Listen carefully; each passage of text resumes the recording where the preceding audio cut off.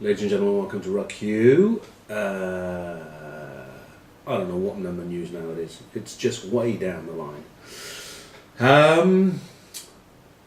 Well, the Rugby League World Cup starts soon, apparently. Anyway, notice that Ewan McKenzie, who's now at the Stade de France, has been complaining that lots of agents are on the prowl. Australia. Now, Ewan, those are called policemen. Or if they're just blokes in uniforms, it'll be a gay bar. But yeah, so lots of league boys being touted around. Nothing new there then. Mayer, see, no, quite a nice little boost for the English. Mayer has said that he reckons Croft and Crane are amongst the best he's ever coached, and he's coached Spieth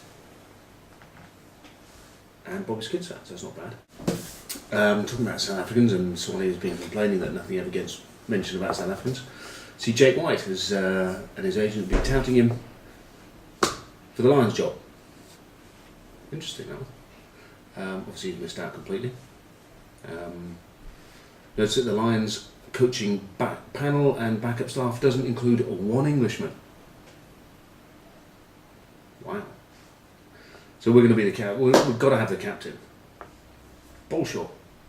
Anyway, sorry, back to serious stuff. So Jake White, yeah, he's touting around. I didn't realise he was such a strong believer, Christian. And he was at church the other day, and I read all that sort of stuff. I was thinking, well, maybe he could do Strictly Come Dancing, or maybe it could be something to do with choir boys. Maybe it could be a sort of, yeah, best not there probably. Okay. O'Driscoll is staying as Ireland captain, Irish captain. I like the Irish, you see. I think they've got a good sense of humour. Not with keeping him captain, because I think he's coming back to form, to be fair. But yes, they've always got the best quips. I remember the best was when we were in there. Forgive me if I've said this before, but I love it because it's true. The legend that is Jason Leonard went down the touchline.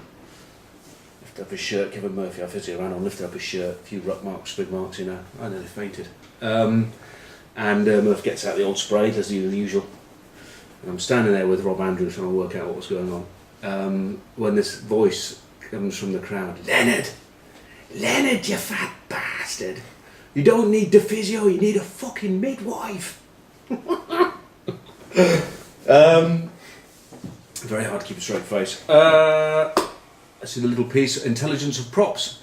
Young prop was making a wee bit of money on the site. It's bloody great, because I still go back to a great story that sums props up for me. Young Martin Hines, many of you won't remember him, young lad from Orrell, who was on the bench, came on the squad a long time ago, and unfortunately got stitched up something rotten, because obviously being from North, we stayed in a very nice hotel, Petersham Hotel in Richmond, and he was rooming with John Olver.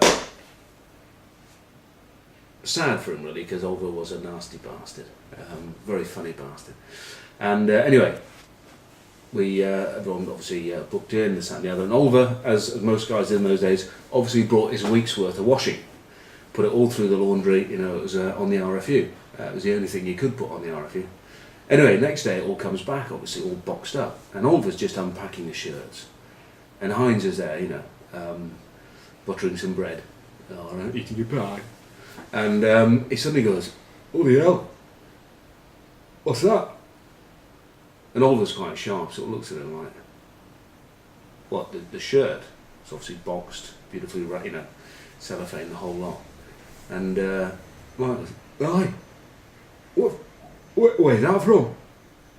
And Oliver said, "Well, Heinzie, don't you get it? Most of us here, we just get shirts made. When you come to the hotel, you just get them made. And we just order loads of them, stick it on the bill, the RFU pay." "No."